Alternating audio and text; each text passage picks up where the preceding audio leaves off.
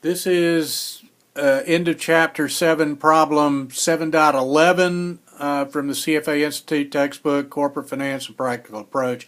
Another multiple guess question.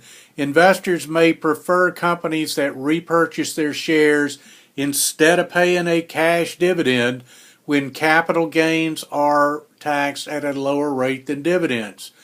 So if capital gains are taxed at a lower rate than dividends, if you get paid a dividend, you have to shed a bunch of the money, and then if you were going to reinvest in the company anyway, you just don't have as much to reinvest. So whenever capital gains are taxed at a lower rate, a repurchase policy is better than a cash dividend policy, because only those investors who are selling their shares anyway are going to incur the income tax. Everybody else gets a free pass on it.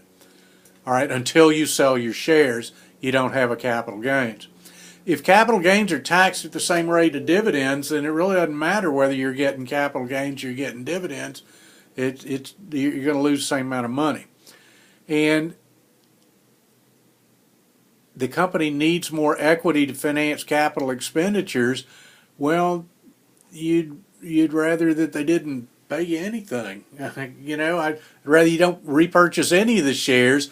I'd rather you take the money and buy new plant and equipment. Don't pay me a cash dividend, don't pay me anything. So you wouldn't have a preference for repurchase there. You wouldn't have a preference for either. All right, but if capital gains are taxed at a lower rate than dividends, then investors would probably prefer companies that repurchase shares as opposed to companies that pay dividends.